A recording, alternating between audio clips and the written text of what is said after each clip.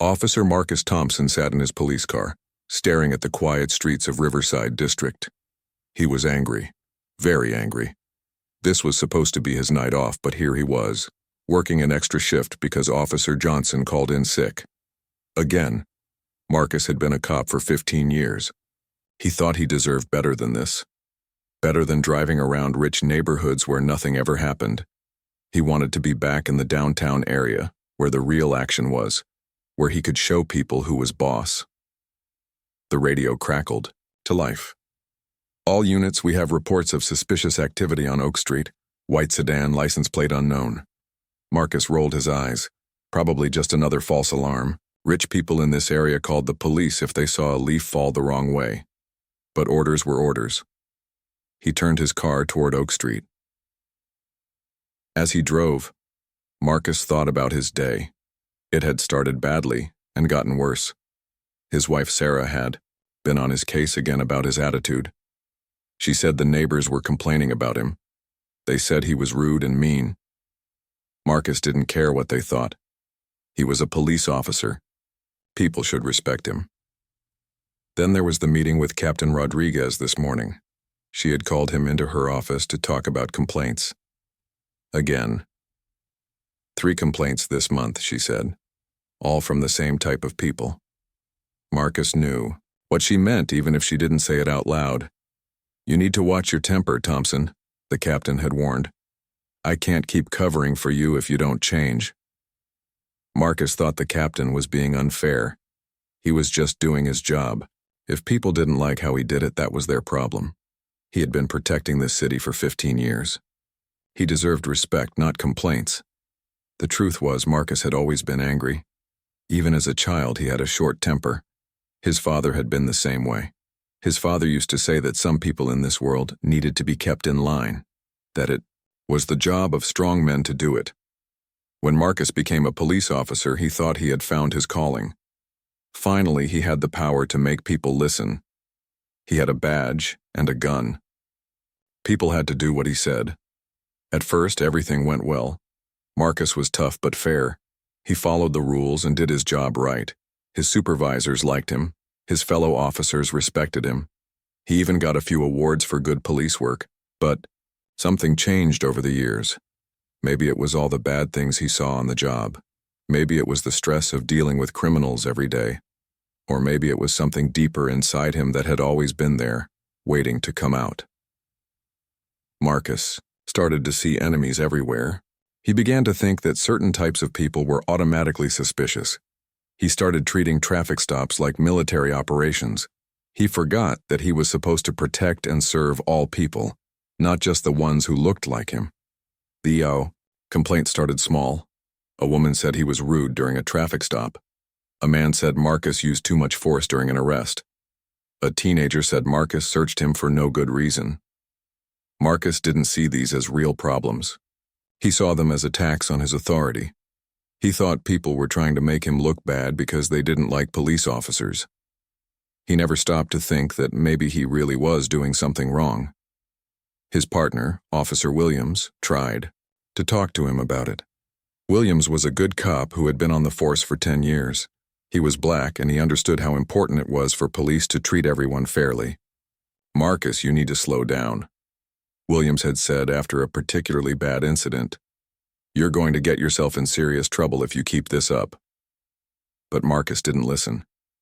He thought Williams was being soft. He thought Williams didn't understand what real police work was about. Marcus started requesting different partners. He didn't want anyone telling him how to do his job. The police union always backed him up when complaints came in. They said Marcus was a dedicated officer who was being unfairly targeted. They helped him fight every complaint. They made sure his record stayed clean even when it shouldn't have.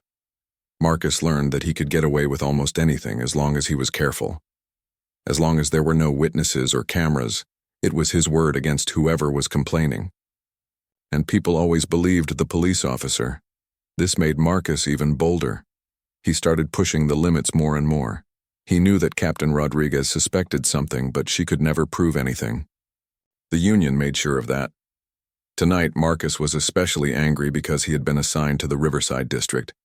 This was where the rich people lived. Big houses, nice cars, perfectly cut grass. Marcus hated this area. He thought how people here looked down on him.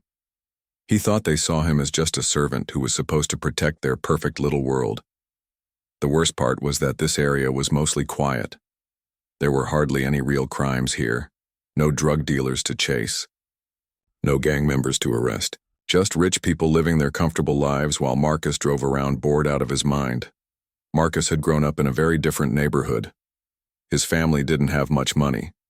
His father worked in a factory and his mother cleaned houses for rich families. Marcus remembered how those rich families treated his mother, like she was invisible, like she didn't matter. Now Marcus was the one with power in this neighborhood. He was the one with authority, and he was going to make sure people knew it.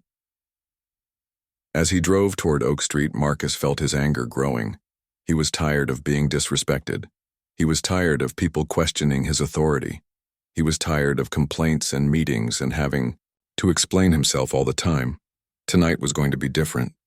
Tonight he was going to show everyone who was really in charge. Marcus didn't know it yet, but this night would change everything. In just a few hours, his 15-year career would be over. His badge would be taken away forever, and his name would be in newspapers across the country for all the wrong reasons.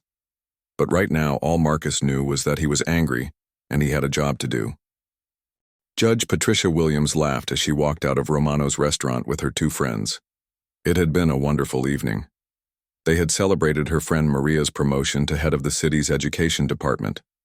The food was excellent, the wine was perfect, and the conversation had been exactly what Patricia needed after a long week in court. Patricia was 52 years old and had been a federal judge for 8 years.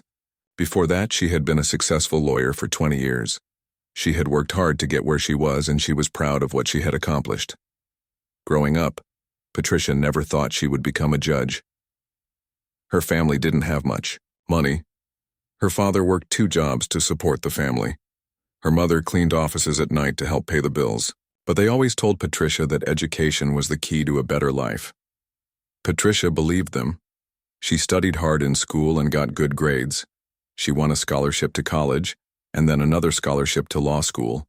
She graduated at the top of her class and got a job at a big law firm in the city. At first, being a lawyer was hard. Some people didn't take her seriously because she was young and black and female. She had to work twice as hard as everyone else to prove herself. But Patricia never gave up. She won case after case and built a reputation as one of the best lawyers in the city. When the position of federal judge opened up, Patricia's friends encouraged her to apply. She wasn't sure at first. Being a judge was a big responsibility. But she knew she could make a difference. She could make sure that everyone got fair treatment in her courtroom, no matter who they were. The appointment process was long and difficult. Patricia had to answer hundreds of questions about her background and her beliefs. She had to appear before committees and explain why she wanted to be a judge.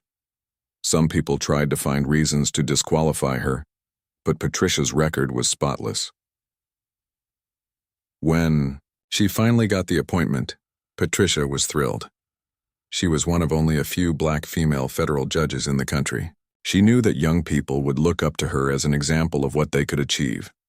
In her 8 years as a judge, Patricia had handled many important cases. She had sent criminals to prison and protected the rights of innocent people. She had made decisions that affected thousands of lives. She always tried to be fair and follow the law, even when it was difficult. Patricia lived alone in a beautiful house in the Riverside district. She had never married, choosing instead to focus on her career. She had a few close friends like Maria and Dr. Johnson, who had been with her tonight. They were the family she had chosen for herself. Tonight had been special because it reminded Patricia why she loved her work. Maria had told them about all the programs she was planning to help children in poor neighborhoods get better education. Dr. Johnson had talked about his volunteer work at the free clinic. Patricia felt proud to know such good people who were making the world better. As they walked to their cars, Patricia felt happy and relaxed. The restaurant was in the downtown area, about 20 minutes from her house. It was a beautiful night, warm but not too hot with a gentle breeze. "Thank you for dinner, Patricia," Maria said as they reached their cars. It was wonderful. My pleasure, Patricia replied. We should do this more often. Dr. Johnson gave her a hug. Drive safely, he said. See you next week at the charity event. Patricia got into her silver Mercedes sedan and started the engine. The car was 3 years old but still in excellent condition. She had bought it with money she had saved from her law practice. It was one of the few luxuries she allowed herself. As she drove toward home, Patricia thought about the cases she had to review tomorrow. There was a complex civil rights case that would require careful consideration. There was also a criminal case involving drug trafficking that had been difficult to sort out. Patricia took her job very seriously. She knew that her decisions could change people's lives forever. She spent hours reading every document and considering every angle before making a ruling. She wanted to make sure she got it right every time. The drive home was peaceful. There wasn't much traffic at this time of night. Patricia enjoyed the quiet time to think and relax. She listened to classical music on the radio and looked forward to getting home to her 2 cats, Mozart and Beethoven. About halfway home, Patricia noticed that her car was making a strange noise. It sounded like something was wrong with the engine. She had been having small problems with the car lately, but her mechanic had said it was nothing serious. The noise got louder as she continued driving. Then the car started to shake a little. Patricia began to worry. She was still about 10 minutes from home on a quiet street with not many people around.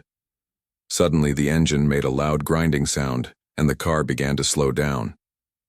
Patricia managed to pull over to the side of the road just as the engine died completely. She tried to start it again, but nothing happened. Patricia sat in her car for a moment, trying to decide what to do. She could call a tow truck, but it might take a long time for them to arrive. She could call one of her friends, but she didn't want to bother them so late at night. She decided to call roadside assistance and wait in the car until help arrived.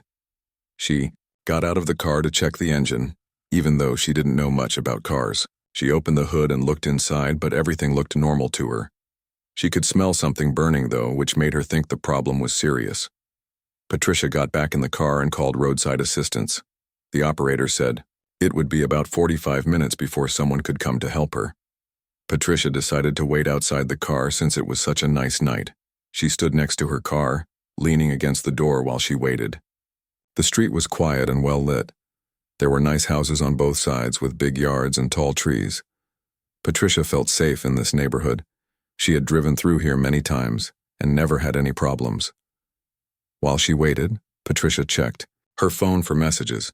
She had a few emails from work that she would read tomorrow. She also had a text from her sister in California, asking about her vacation plans for next month. Patricia didn't notice the police car that had turned onto her street and was driving slowly toward her. She was focused on her phone and didn't think there was any reason to be concerned about a police officer in the area. Officer Marcus Thompson saw her from a distance and immediately became suspicious. He saw a black woman standing next to an expensive car in a wealthy neighborhood late at night. In his mind, this could only mean trouble. Marcus had responded to the call about suspicious activity on Oak Street, but he was on the wrong street. He was actually on Maple Street, 1 block away. But when he saw Patricia standing next to her car, he decided this must be what the call was about. Marcus slowed down and studied the scene. He didn't recognize the woman, which made him even more suspicious. He thought he knew all the people who lived in this neighborhood, and this woman wasn't one of them. In Marcus's mind, there were only a few reasons why a black woman would be standing next to an expensive car in this neighborhood at night.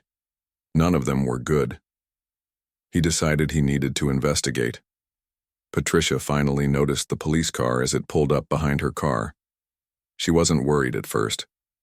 She thought the officer might be stopping to help her with her car trouble.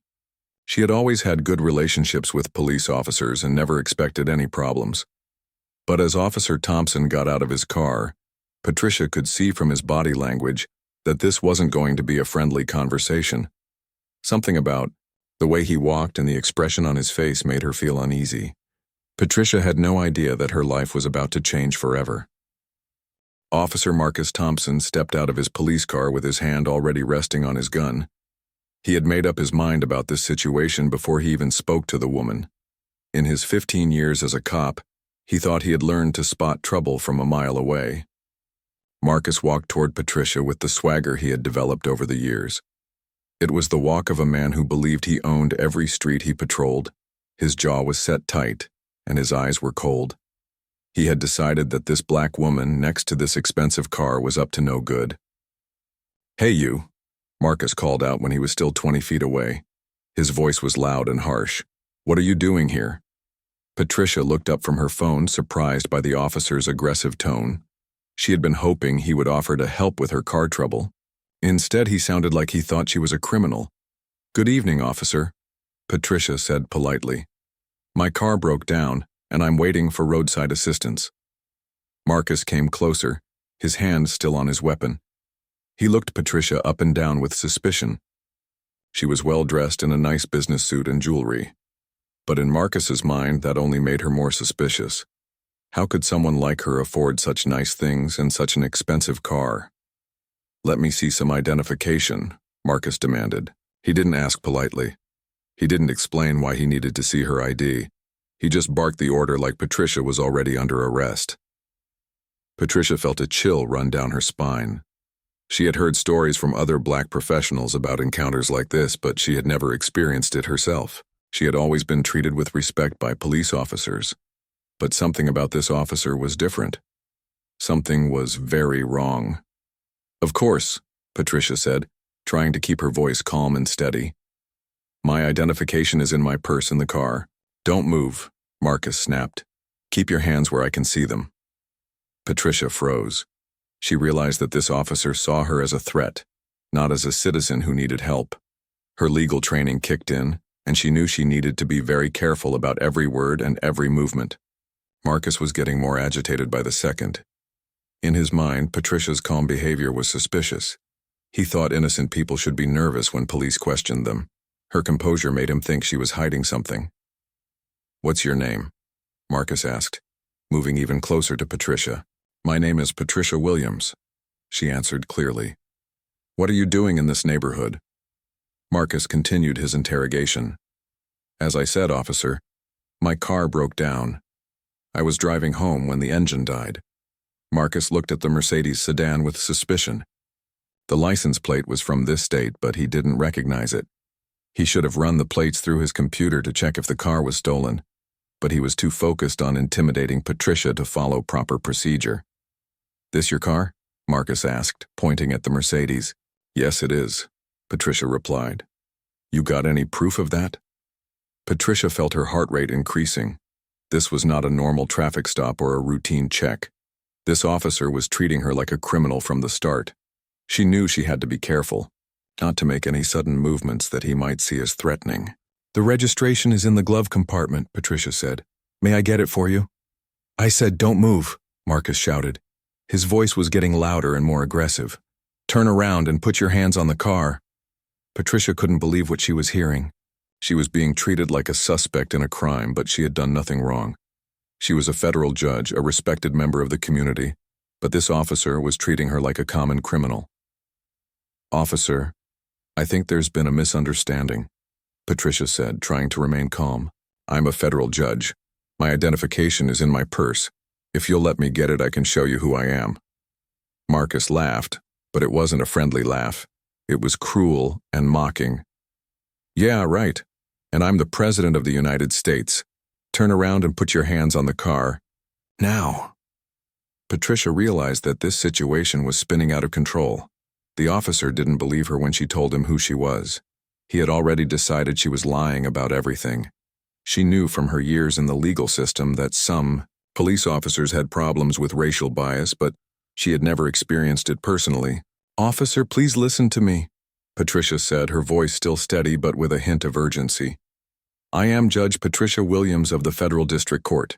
If you call your dispatcher, they can confirm my identity." Marcus was getting angrier by the minute. He thought Patricia was making fun of him by claiming to be a judge.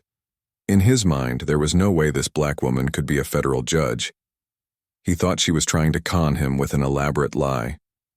"Lady, I've heard every story in the book. Marcus said, stepping closer to Patricia. Drug dealers, car thieves, prostitutes, they all have some story about why they're innocent, but you know what? I wasn't born yesterday. Patricia felt a surge of anger at being compared to criminals, but she forced herself to stay calm. She knew that showing any emotion could make this situation much worse. She had to think like a lawyer and a judge, not like an angry citizen. "Officer, what is your name and badge number?" Patricia asked in her most professional voice. This question made Marcus even more furious. He saw it as a challenge to his authority. He thought Patricia was trying to threaten him by asking for his information. In his twisted mind, only guilty people asked for badge numbers. "You don't ask me questions," Marcus yelled. "I ask you questions. Now turn around and put your hands on the car before I arrest you for resisting." Patricia realized she was in serious danger. This officer was completely out of control, and he had the power to arrest her or worse. She had to try a different approach. "Officer, I understand you're doing your job," Patricia said, speaking slowly and clearly. "But I'm telling you the truth. I am a federal judge. My car broke down and I called for help. I'm not resisting. I'm trying to cooperate with you." Marcus heard the word cooperate and got even angrier. He thought Patricia was being sarcastic and trying to lecture him about how to do his job. He had reached the point where nothing she said would calm him down. "Don't you tell me about cooperation," Marcus screamed. "I've been a cop for 15 years. I know a criminal when I see one." Patricia felt her hopes sinking. This officer had made up his mind about her based on nothing but the color of her skin and his own prejudices. Nothing she said was going to change his opinion. She was trapped in a nightmare situation with a man who had a gun and a badge and no intention of listening to reason. Marcus reached for his handcuffs, planning to arrest Patricia for whatever charges he could think of later. But first he wanted to search her and her car. He wanted to find something, anything that would prove he was right about her. "Put your hands behind your back," Marcus ordered. Patricia knew she was at a critical moment. If she was handcuffed, she would lose any chance of reasoning with this officer. She had to try one more time to get through to him. "Officer, please," Patricia said, her voice now showing the fear she had been trying to hide. "Just call your dispatcher. Ask them to verify my identity. It will take 2 minutes, and then you'll know I'm telling the truth." But Marcus was beyond listening to reason. He was completely convinced that Patricia was a criminal who was trying to fool him with lies. In his mind, the more she protested her innocence, the more guilty she seemed. Marcus grabbed his radio, but not to call for a verification check. He was planning to call for backup so he could search Patricia and her car thoroughly. He was sure he would find drugs or stolen goods or something that would justify his actions. As he reached for his radio, Patricia made a decision that would change everything. She decided to reach into her purse to get her judicial identification, hoping that seeing her credentials would shock the officer into realizing his mistake. It was a decision that would nearly cost her life. Patricia reached slowly toward her purse, making sure to move her hands where Officer Thompson could see them clearly.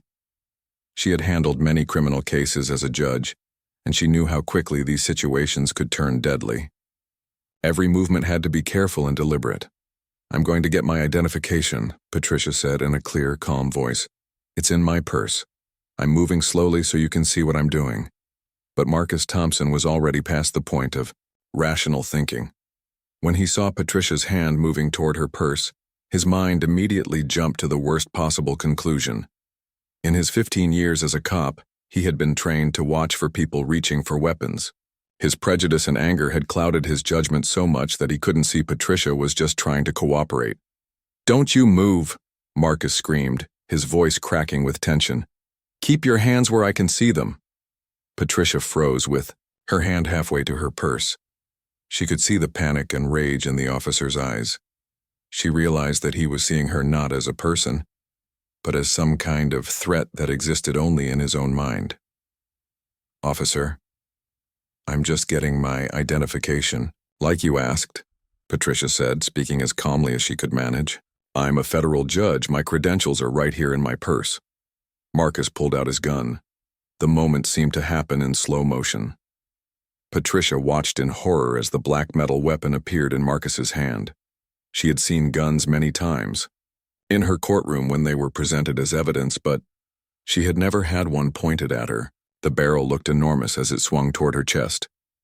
"Get your hands up," Marcus yelled, his voice now high and shrill. "Get your hands up right now." Patricia immediately raised both hands above her head. Her purse fell to the ground, spilling some of its contents onto the sidewalk. Her heart was pounding so hard she could hear it in her ears. She couldn't believe this was happening to her. "Please don't shoot," Patricia said, her voice shaking for the first time. "I'm not armed.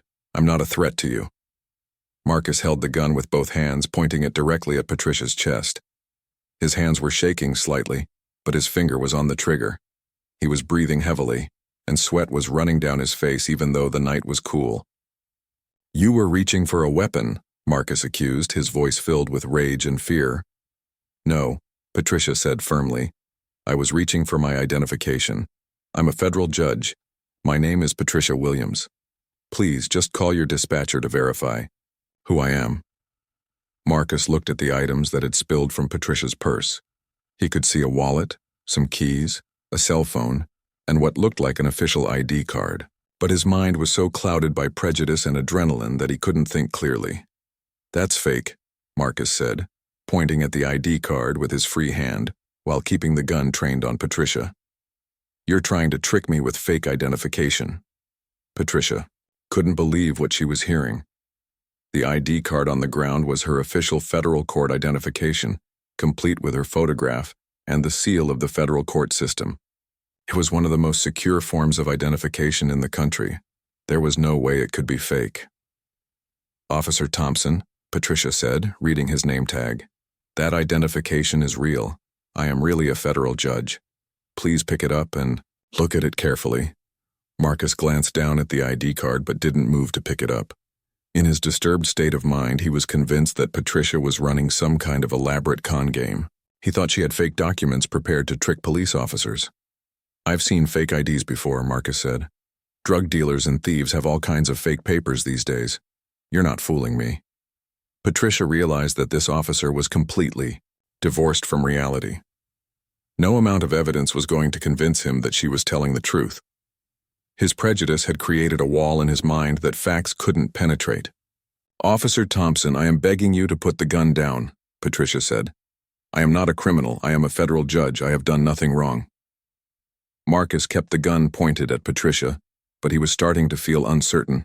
Something about her calm demeanor and the way she spoke was different from the criminals he usually dealt with. But his pride wouldn't let him admit that he might be wrong. "If you're really a judge," Marcus said, "then why are you here in this neighborhood at night?" "I told you," Patricia replied patiently. "I was driving home from dinner with friends. My car broke down. I called roadside assistance and was waiting for help when you arrived." Marcus looked at the Mercedes sedan again. It was clearly an expensive car, but his prejudiced mind couldn't accept that a black woman could legitimately own such a vehicle. He was convinced that the car must be stolen. "Prove this is your car," Marcus demanded, still holding the gun on Patricia. "The registration is in the glove compartment," Patricia said. "If you'll let me get it, I can show you." "You're not moving," Marcus snapped. "You stay right where you are." Patricia was trapped in an impossible situation. The officer demanded proof that she wasn't lying, but he wouldn't let her provide any proof. She realized that he had created a scenario in his mind where she was automatically guilty no matter what evidence she offered. Above them, a security camera mounted on a nearby streetlight was recording everything. Neither Patricia nor Marcus noticed the small device that was capturing every word and every movement of their confrontation. "Officer Thompson," Patricia tried again. "Please just call your dispatcher. Ask them to run my name through the system. Patricia Williams, Federal District Judge. It will take 30 seconds to verify." Marcus was sweating more heavily now. Deep down, a small part of his mind was starting to wonder if he had made a mistake. But his ego and his prejudice were stronger than his doubts. He couldn't admit that. He might be wrong about this woman. "Stop trying to tell me how to do my job," Marcus yelled. "I know what I'm doing." But the truth was that Marcus had no idea what he was doing.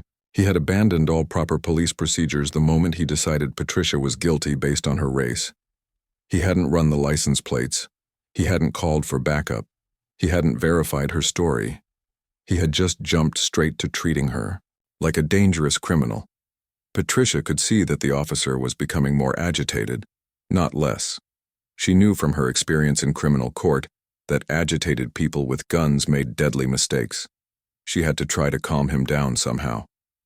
"Officer, I can see that you're trying to do your job," Patricia said in her most soothing voice. "I respect police officers. I work with them every day in my courtroom. I'm not your enemy." This seemed to anger Marcus even more. He thought Patricia was trying to manipulate him by pretending to respect police officers. In his twisted thinking, her calm behavior was proof that she was a clever criminal who was trying to outsmart him. "Don't try to play games with me," Marcus screamed. "I know what you are." Patricia felt tears forming in her eyes, but she forced them back. She couldn't show weakness to this unstable man with a gun. She had to stay strong and keep trying to find a way out of this nightmare. "What am I?" Patricia asked quietly. "Tell me what you think I am." Marcus opened his mouth to answer, but then stopped. He had been about to say something that would have revealed the racist thoughts in his head.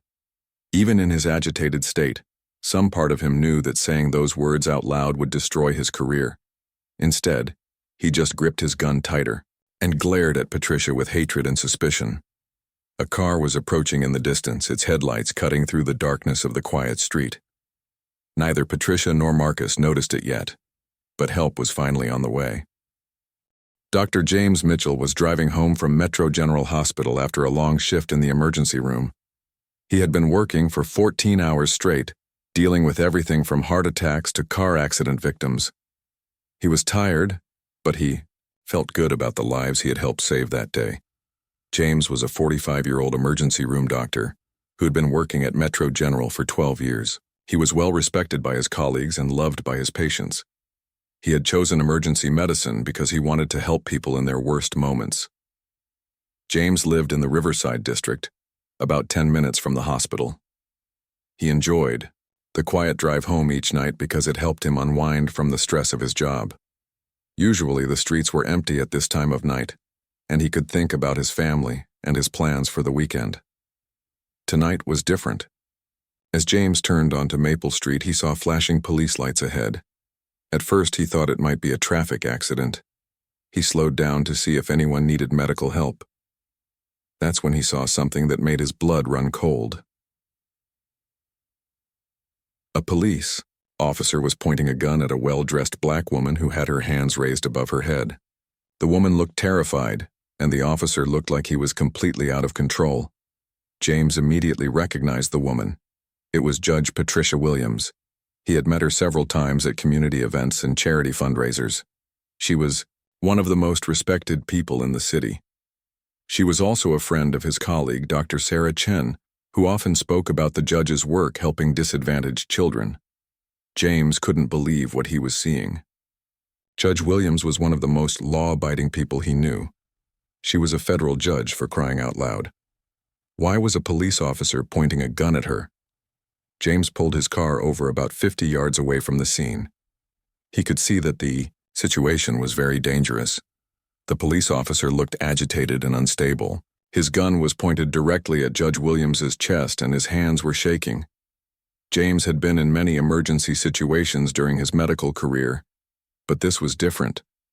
This wasn't a medical emergency that he could fix with his training and equipment.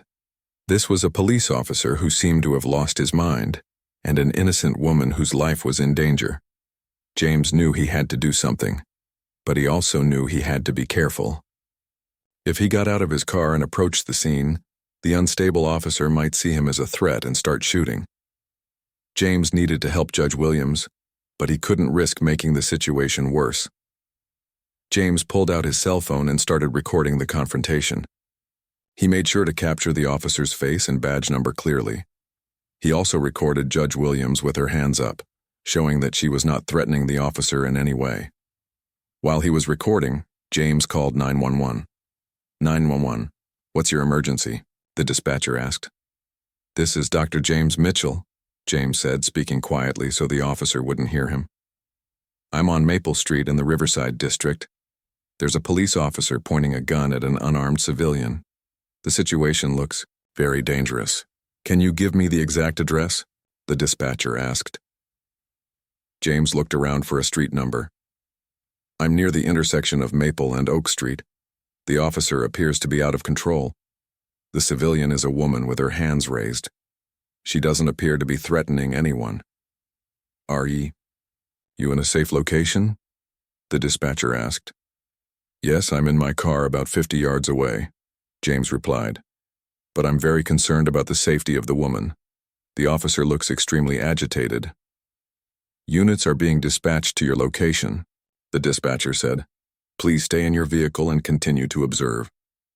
James kept recording while he stayed on the phone with the dispatcher. He could hear the officer yelling at Judge Williams, but he was too far away to make out all the words. He could see that Judge Williams was trying to stay calm, but the officer was becoming more and more agitated. The officer is screaming at the woman, James told the dispatcher. She has her hands up and appears to be trying to cooperate, but he's not listening to her. James had seen many violent situations in the emergency room. He had treated victims of shootings, stabbings, and domestic violence. He knew the signs of someone who was about to snap, and this police officer was showing all of them.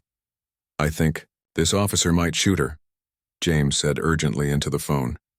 He's not acting rationally. The woman appears to be trying to show him some kind of identification, but he won't look at it.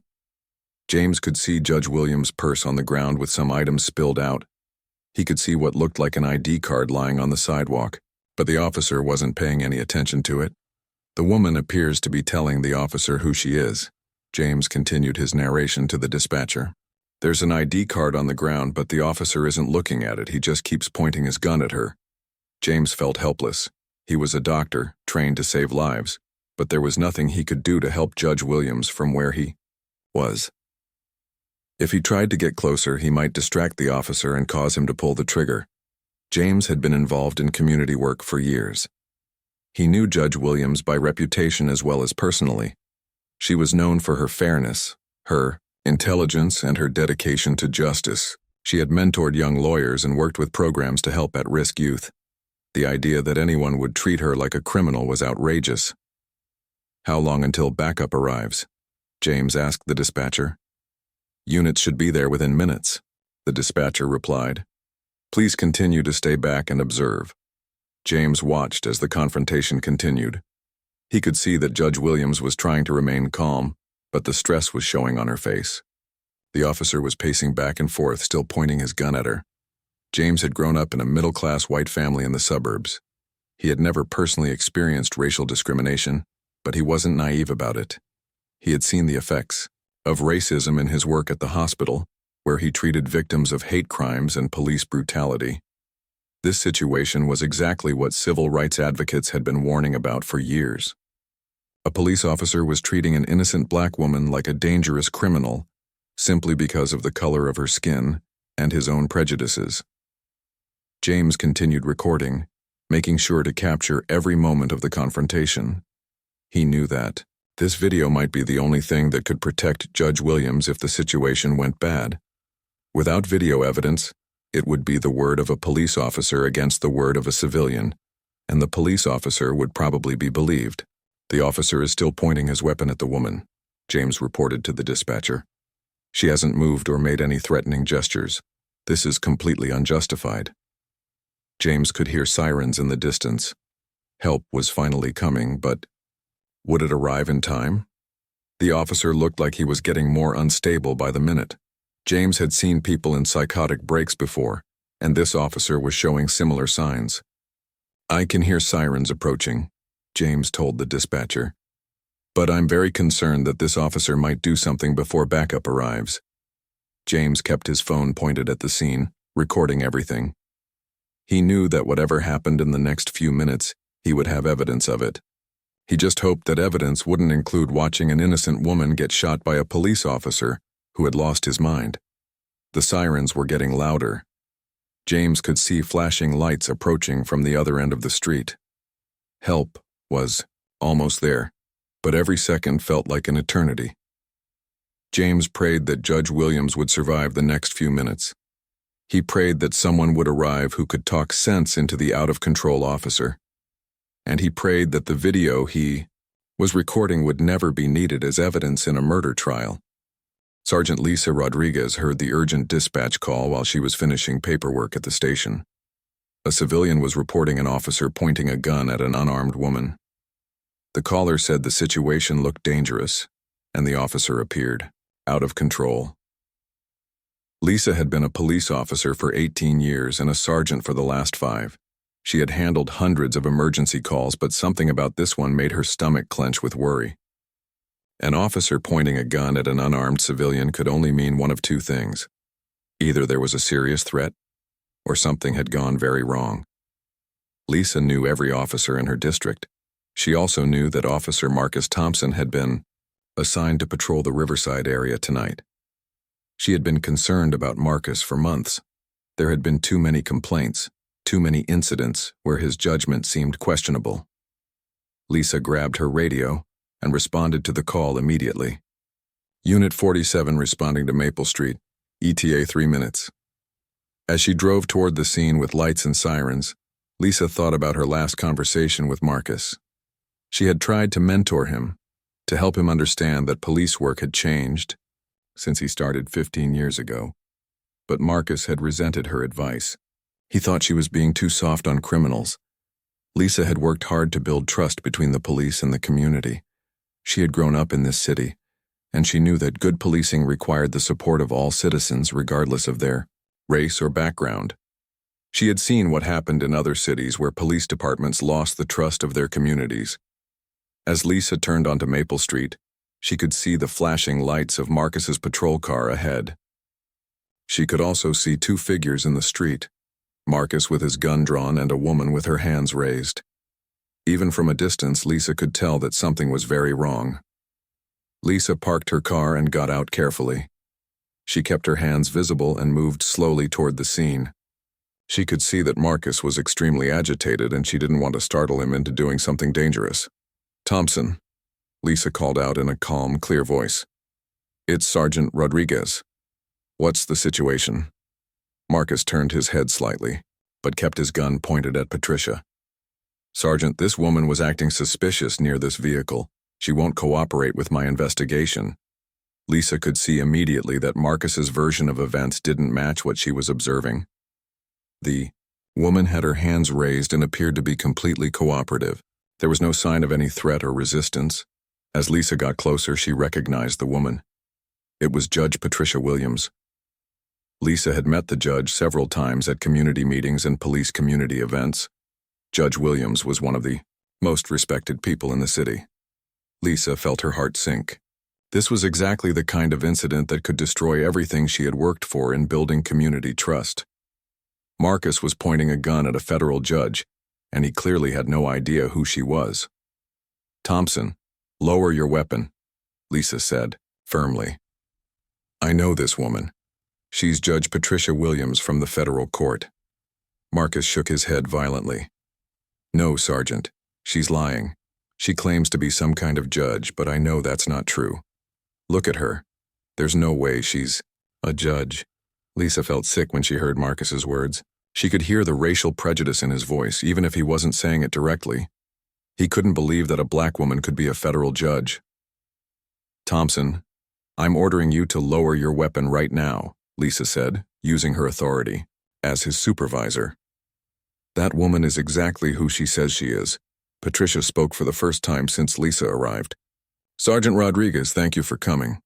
My identification is on the ground next to my purse. My car broke down and I was waiting for roadside assistance when Officer Thompson approached me." Lisa could see the ID card lying on the sidewalk.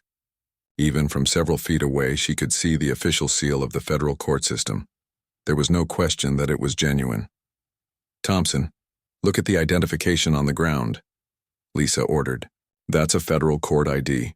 You're pointing a gun at a federal judge." Marcus glanced down at the ID card but refused to accept what he was seeing. "It's fake, Sergeant. These people have all kinds of fake documents these days." Lisa was horrified by Marcus's words. These people?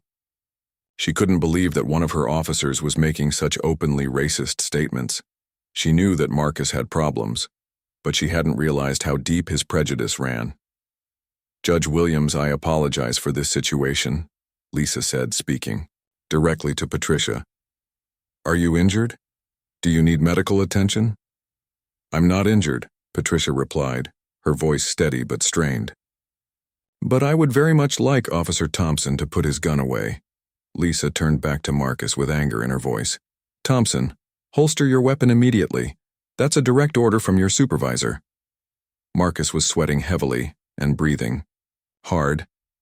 He could see that Sergeant Rodriguez believed the woman's story, but he couldn't admit that he had made such a terrible mistake. His pride and his prejudice wouldn't let him back down. "Sergeant, I think you're being fooled," Marcus said, desperately. "This woman is a professional con artist. She's got fake documents and everything." Lisa had seen enough. She moved closer to Marcus and spoke in a voice that left no room for argument. "Officer Thompson, you will holster your weapon right now, or I will place you under arrest for assault with a deadly weapon." The threat of arrest finally got through to Marcus. He slowly lowered his gun, but he didn't holster it completely. He was still convinced that he was right and everyone else was wrong. "Judge Williams, you can lower your hands," Lisa said gently. "You're safe now." Patricia slowly lowered her arms, but she kept them visible. She could see that Officer Thompson was still agitated and might try to raise his gun again. She wasn't going to take any chances. Lisa picked up Patricia's ID card from the ground and examined it carefully. It was clearly genuine, with security features that would be impossible to fake. The photograph matched the woman standing in front of her, and the name was Patricia Williams, just as she had said. "Judge Williams again. I sincerely apologize for this incident," Lisa said, handing the ID back to Patricia. "This should never have happened." Patricia took her ID card with shaking hands. The reality of what had just happened was starting to sink in. A police officer had pointed a gun at her for no reason other than the color of her skin and his own racist assumptions. "Thompson, get in your car," Lisa ordered. "You're going back to the station immediately." Marcus finally holstered his gun, but he was still muttering under his breath about how he was right and everyone else was wrong. He couldn't accept that he had just threatened to kill a federal judge based on nothing but his own prejudice. Lisa called for a supervisor to come to the scene. She also called for a tow truck to help Judge Williams with her broken-down car. She knew that this incident would have to be investigated thoroughly, and she wanted everything documented properly. As Marcus walked back to his patrol car, he passed close to Patricia. She could see the hatred still burning in his eyes. Even though he had been forced to put his gun away, he hadn't changed his mind about her. He still thought she was lying about who she was. "Judge Williams, would you like us to give you a ride home?" Lisa asked. "We can wait for the tow truck to take care of your car." Patricia looked at Marcus getting into his patrol car and felt a chill run down her spine. "Thank you, Sergeant, I think that would be best." Dr. James Mitchell, who had been watching from his car and recording everything, finally got out and approached the scene. He wanted to make sure Judge Williams was okay, and he wanted the police to know that the entire incident had been recorded. "Excuse me," James called out as he walked toward Lisa and Patricia. "I'm Dr. Mitchell. I witnessed this entire incident and I have it recorded on my phone." Lisa felt a mix of relief and dread. Relief that there was an independent witness who could verify what had happened. Dread because she knew that a video of this incident would be devastating for the police department. The flashing lights and sirens had attracted the attention of neighbors, who were starting to come out of their houses to see what was happening. Lisa knew that word of this incident would spread quickly through the community. As she looked at Judge Williams, who was still shaking from her ordeal, Lisa realized that this night would change everything. The career of Officer Marcus Thompson was over, and the reputation of the entire police department would be damaged. But most importantly, an innocent woman had nearly been killed because of one officer's racism and prejudice. Lisa knew that this was exactly the kind of incident that civil rights advocates had been warning about for years. The real work was just beginning. Within 2 hours of the incident, Captain Maria Rodriguez was standing in her office staring at 3 different recordings of the confrontation. The security camera footage from the streetlight, Dr. Mitchell's cell phone video, and the audio Recording from the 911 call all told the same horrifying story. Captain Rodriguez had been the head of the Metro City Police Department's Internal Affairs Division for 3 years. She had investigated hundreds of complaints against officers, but she had never seen anything this clear-cut. Officer Marcus Thompson had pointed a loaded weapon at a federal judge for no reason other than racial prejudice. The captain's phone had been ringing non-stop since word of the incident leaked out. The mayor's office wanted a full report. The police chief was demanding immediate action. The local news stations were already sending crews to the scene. Captain Rodriguez watched the security footage again, hoping she might have missed something that could explain Marcus's behavior. But there was nothing. Judge Williams had been standing peacefully by her broken-down car when Marcus approached her with aggression and suspicion. The audio was even worse than the video. Captain Rodriguez could hear Marcus's increasingly hostile tone as he refused to believe Judge Williams' identification. She could hear him calling the federal court ID fake and treating one of the city's most respected citizens like a common criminal. Sergeant Lisa Rodriguez knocked on the captain's door. She had just finished taking Judge Williams' statement and ensuring she got home safely.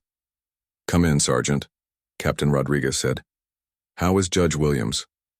"She's badly shaken but physically unharmed," Lisa replied. "She's agreed to file a formal complaint, and she's considering a civil rights lawsuit against the department." Captain Rodriguez nodded grimly. She knew that Judge Williams had every right to sue, and she would probably win. The city would likely pay millions of dollars in damages, and the police department's reputation would be destroyed. "What about Thompson?" the captain asked. "He's in interview room 3, Lisa said. "He's still claiming that Judge Williams was acting suspicious and that her identification was fake. He shows no remorse and no understanding of what he did wrong." Captain Rodriguez had hoped that Marcus might at least admit his mistake once he realized the severity of the situation. But his complete refusal to acknowledge reality made everything worse. "Has he asked for a lawyer or union representative?" the captain asked. "Not yet," Lisa replied. "He seems to think he's the victim here. He keeps saying that everyone is overreacting and that he was just doing his job." Captain Rodriguez had seen officers in denial before, but Marcus's level of delusion was extreme. He genuinely seemed to believe that pointing a gun at an innocent federal judge was appropriate police work. The captain's phone rang again. This time it was Chief Williams, the head of the entire police department. "Rodriguez, I need a full report on my desk in 1 hour," the chief said without any greeting. "The mayor is furious, the FBI is asking questions, and the media is calling this the worst police misconduct incident in the city's history." "Yes, sir," Captain Rodriguez replied. "The evidence is overwhelming. Officer Thompson clearly violated multiple department policies and federal civil rights laws. I want him fired, immediately," the chief said, "and I want a complete investigation of his entire career. If he did this to a federal judge, what has he been doing to regular citizens?" Captain Rodriguez had been thinking the same thing. Marcus's personnel file was full of complaints that had been dismissed or covered up by the police union. Now she wondered how many of those complaints had been legitimate. After hanging up with the chief, Captain Rodriguez called in Detective Sarah Kim, who specialized in civil rights investigations. "Kim, I need you to review every complaint ever filed against Officer Thompson," the captain said. "Go back through his entire 15-year career. I want to know if there's a pattern of racist behavior that we missed." Detective Kim nodded. "I'll start immediately, Captain. Based on what I've seen tonight, I suspect we're going to find a lot of victims who were too afraid to speak up before." Meanwhile, news of the incident was spreading rapidly through social media. Dr. Mitchell had posted parts of his video online, and it was being shared thousands of times. The hashtag #JusticeForJudgeWilliams was trending on Twitter. Civil rights organizations were already organizing protests. The NAACP announced that they would hold a press conference the next morning. Other groups were calling for a federal investigation of the entire police department. Judge Williams was at home trying to process what had happened to her. She had always known that racism existed, but she had never experienced such blatant discrimination herself. She felt angry, humiliated, and afraid. Her phone was ringing constantly with calls from reporters, lawyers, and civil rights activists. Everyone wanted to hear her story and offer their support, but Judge Williams wasn't ready to talk publicly yet. She needed time to think about how to respond. Judge Williams had spent her entire career working within the legal system. She believed in the rule of law and the importance of justice, but tonight had shaken her faith in the system she had served for so many years. At the police station, Marcus Thompson was still sitting in the interview room, convinced that he was the victim of a conspiracy. He believed that everyone was overreacting to a routine police stop. He couldn't understand why anyone was taking the word of a black woman over a police officer. The police union representative, David Walsh, had finally arrived to meet with Marcus. Walsh had been defending problem officers for 20 years, but even he was shocked by the evidence in this case. "Marcus, you need to understand how serious this is," Walsh said. "You pointed a gun at a federal judge. This isn't going away." "But she was acting suspicious," Marcus insisted. "She had fake ID and was probably trying to steal that car." Walsh showed Marcus the security footage on his tablet. "Look at this video, Marcus. She's standing peacefully by her car, talking on the phone. There's nothing suspicious about her behavior." Marcus watched the video but refused to accept what he was seeing. "The camera doesn't show everything," he said. "She was acting guilty." Walsh realized that Marcus was beyond help. His racism and delusion had created a wall that facts couldn't penetrate. The union would have to cut him loose to protect their other members. "Marcus, I have to be honest with you," Walsh said. "The union can't defend this. You're going to be fired and you'll probably face criminal charges." For the first time, Marcus seemed to realize that his career might really be over. But instead of feeling remorse, he felt angry. He thought he was being sacrificed to protect the department's relationship with minority communities. "This is political correctness gone crazy," Marcus said. "I've been a good cop for 15 years. Now they're throwing me under the bus because I stopped someone who looked suspicious." Walsh gathered his papers and stood up to leave. "Marcus, that woman is a federal judge. She wasn't suspicious, she was just black. And that's not a crime." After Walsh left, Marcus sat alone in the interview room, still refusing to accept responsibility for his actions. He couldn't understand that his career was ending not because of politics or political correctness, but because of his own racism and poor judgment. Outside the police station, protesters were already gathering. Word had spread quickly through the community about what had happened to Judge Williams. People were angry and demanding justice. The incident was being covered by national news networks. Legal experts were calling it one of the most clear-cut cases of police misconduct they had ever seen. Civil rights lawyers from across the country were offering to represent Judge Williams in a lawsuit against the city. Captain Rodriguez finished writing her report and sent it to Chief Williams. She recommended that Marcus Thompson be terminated immediately and that criminal charges be filed against him. She also recommended a complete review of the department's hiring and training practices. As she prepared to leave the office, Captain Rodriguez knew that this incident would change everything. The police department would have to rebuild trust with the community. Officers would need additional training on civil rights and proper police procedures, and the culture of protecting bad cops would have to end. The sun was starting to rise as the immediate fallout from the incident continued to spread. Marcus Thompson's 15-year career was effectively over, but the real work of reform was just beginning. 6 months after that terrible night on Maple Street, Marcus Thompson sat in his small apartment staring at a stack of legal papers. His termination from the police force had been swift and final. The federal civil rights charges had destroyed any hope of appeal. His life as he knew it was over. The investigation into Marcus's career had revealed a pattern of misconduct that shocked even experienced internal affairs investigators. Detective Sarah Kim had found 17 separate incidents over 15 years, where Marcus had used excessive force or shown racial bias. All of them had been covered up or dismissed by the police union and department supervisors. The victims, in those old cases, had been afraid to push their complaints. They knew that fighting a police officer's word was nearly impossible. But after seeing what happened to Judge Williams, they found the courage to speak up. One by one, they came forward with their stories. There was Maria Santos, a young mother, who Marcus had roughed up during a traffic stop in 2019. He had claimed she was resisting arrest, but witnesses said she had been completely cooperative. The case had been dismissed when Maria couldn't afford a lawyer to fight it. There was James Washington, a college student who Marcus had arrested for suspicious behavior in 2020.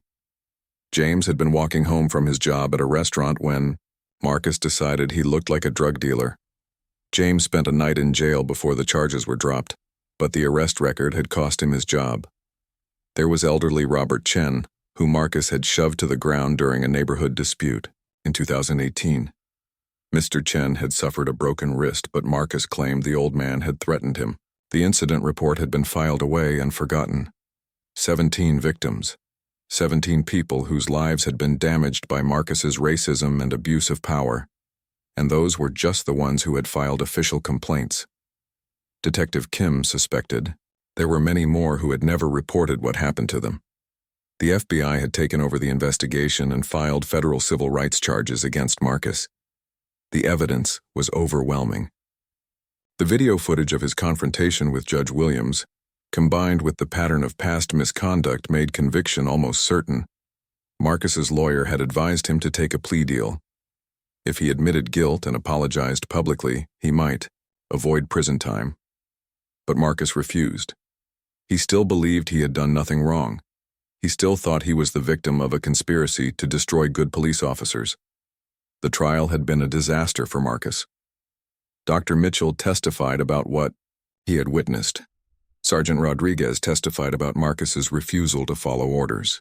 Judge Williams herself took the stand and described the terror she had felt when Marcus pointed his gun at her. But the most damaging testimony came from Marcus's former victims. One by one, they told their stories of how he had abused his power. The jury heard about years of racist behavior that had been ignored by the police department. Marcus's defense attorney tried to argue that his client was just a dedicated officer who had made some mistakes. But the evidence was too strong. The jury deliberated for only 3 hours before finding Marcus guilty on all counts. The judge sentenced Marcus to 2 years in federal prison for violating Judge Williams's civil rights.